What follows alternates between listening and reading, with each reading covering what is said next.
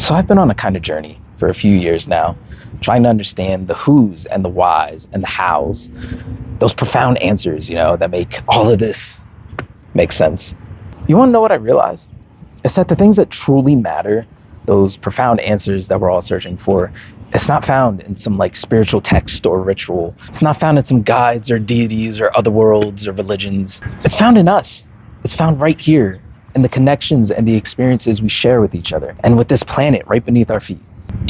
Let me show you what I mean.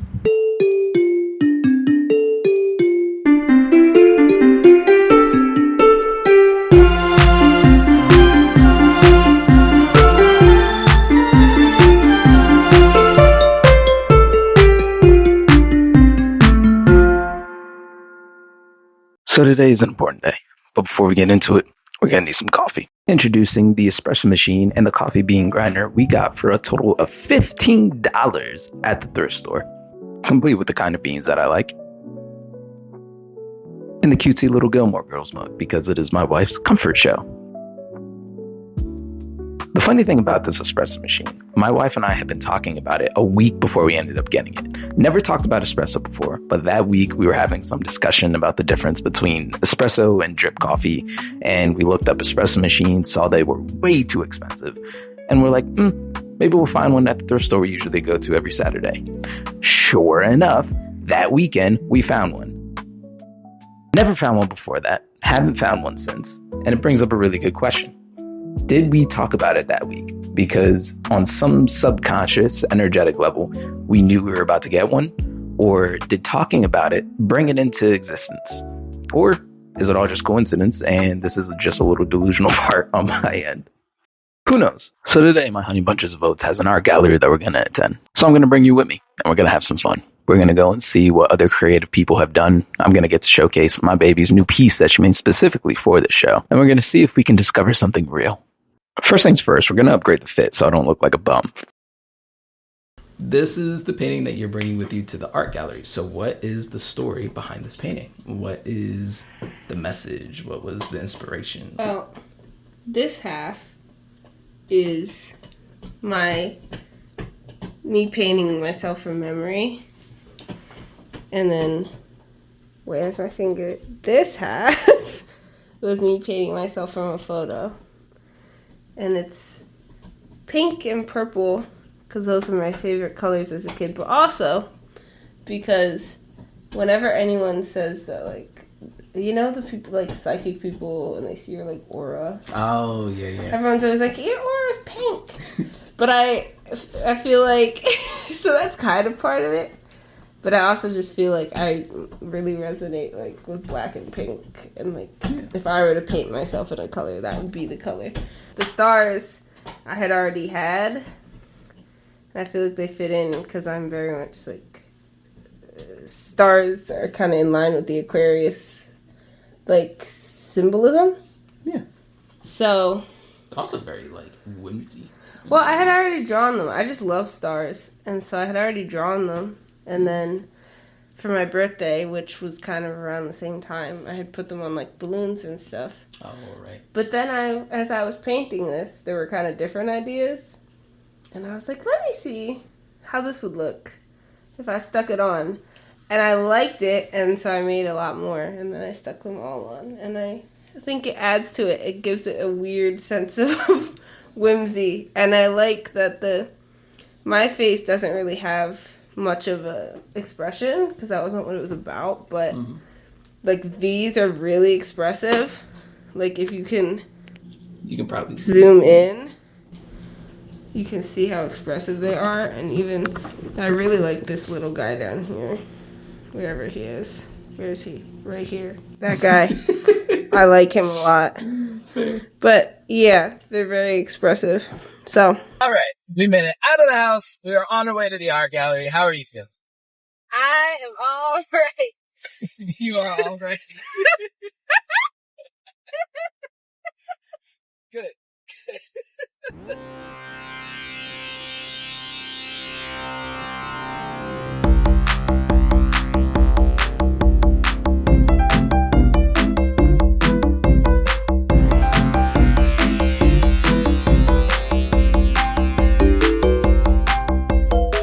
My name is Cameron Omega.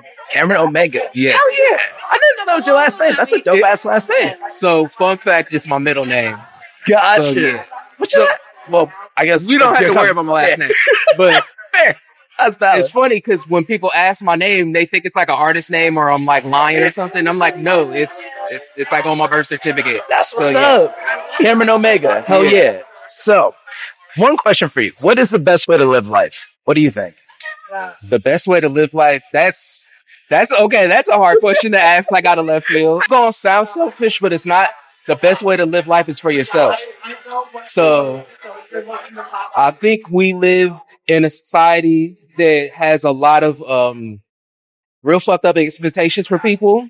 I agree. It has a lot of standards that nobody is realistically able to live up to and aren't fair for the dynamic nature of being a human being. So if you live life for yourself, you have the chance to figure out what it is to live a good life. Yeah. Living a good life isn't one thing. So you have to figure that out for yourself. So you have to live for yourself to figure that out. Absolutely. Yeah. I feel it. I rise with that. For you, what does that entail? You don't have to go too. Yeah, I don't want to make you. What is that? good life for you? What is good life for me? It's kind of Not who. it's kind of how I'm living now. I get to make stuff. I get to show people my work. People seem to like what I'm doing, so that's cool. Not thinking about it too hard, trying to keep as peaceful and calm as I can be. Like I felt like for a long time I was on a path where I was just being alive and not really living. And now I'm in a space where I'm like, I feel like I'm living. So, yeah. And that's such a blessed position to be in, man. I'm glad you figured that out. I'm Timmy. Okay, awesome. Timmy, what is... Oh, there's all this glare here. Let me go. Yeah, there you go. That's perfect. So, Timmy, what is the best way to live life to you? No, that's actually like a really complex question, but it's like something I've thought about quite a bit. Honestly, I would say it would be to live with purpose. Yeah. Like a meaningful life, which is kind of unfortunate that that's not always synonymous with the happiest or most like. But I've always found that like the things you do have like depth. Yeah. I'd say that and a sense of integrity. Like I feel like when it doesn't always happen, but when what I think and what I say and what I do all are in unison, there's this great like sense of wholeness, like this deep, weirdly existential integrity. Yeah. And it's one of those weird things too where I just admire that in people. Like I could disagree with someone if I know they're a person with integrity, I respect that. So I feel like somewhere between like meaning and that sense of self-integrity in action, I think I agree. that's the essence of like living life, Yeah. So, let me ask you, what do you feel like gives life meaning? Relationships, man. I'm really into this philosopher named Martin Buber, and back in the early 20th century, in the 1920s writing, he thought that was like the big crisis, was that people no longer knew how to speak to each other Right. and have like authentic dialogue. And he thought like that authentic dialogue was this like transcendent almost thing, like it was like a spiritual thing. Gotcha. But that you couldn't systematize it, you couldn't force it, you couldn't make like rule books of how I'm going to act. And so even then, it was something very. When it happened, Right. Yeah, that was hugely influential on me when I got into him. And it most certainly drives home that a person barely becomes a person without that relationship with another person. We like mutually condition each other. It's this beautiful thing, man. I feel that. I think there's a lot to be said for authentic connection, like showing up authentically and being able to connect with someone else that's showing up authentically, and being able to just meet each other where you guys are at. Yes, actually, Martin Buber has this great quote where he's all real living is meeting. Yeah. Like this encounter, being there and being with, Kylie. Awesome. Kylie, what is the best way to live life? Well, I live life in chaos. I feel like if I'm not living in constant chaos, I don't move forward. So, Fair enough. I feel that. Not the answer we normally get, but I appreciate that. I take that. Thank you for your honesty. Ràel. All right. So, my The song. no, hold on. So, what is the best way to live life?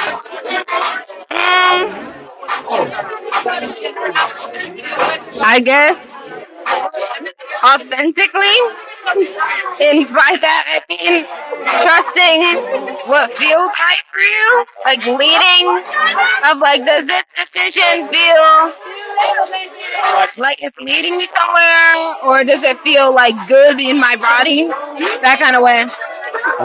I feel like you can't plan too heavily, because when you plan too heavily, it's not gonna go that way. Yes. You can have like a sense of what you want to do and where you want to go, and then accept that the path towards it might not seem like what you thought it was going to. You gotta be flexible. So have a little, that leaves room for little side quests and adventures. Yes, I feel that. I agree. I know. So I'm here with Eduar. Eduar, what is the best way to live life? Oh wow. The best. Just don't worry about.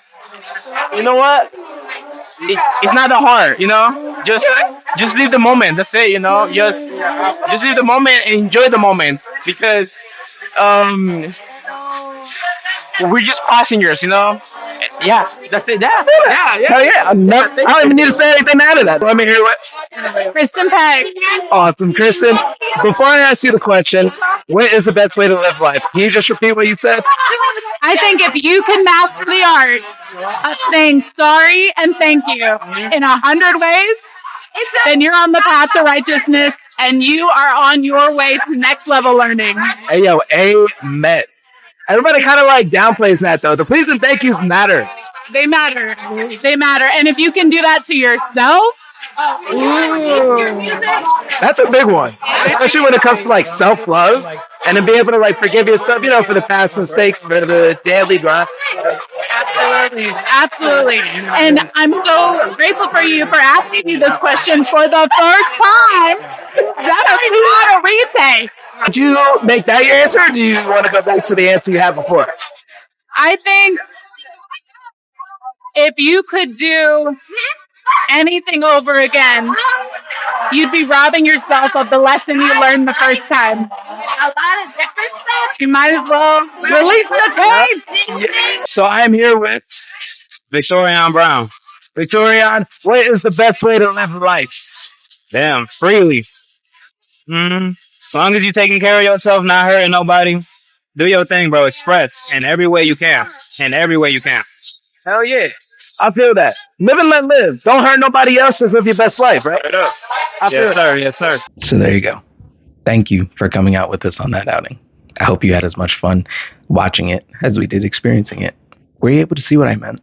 You see how every single person had a different answer for the best way to live life. And none of them were wrong. They were just different. Did you resonate with any of their answers? Do you feel like you need constant stimulation in order to keep moving forward and to be productive? Or do you feel like the best use of your time is to figure out what life best suits you to define it for yourself? Whatever your answer, whatever your perspective, whatever your story, the important part is getting to share it with the people that you love. Until next time.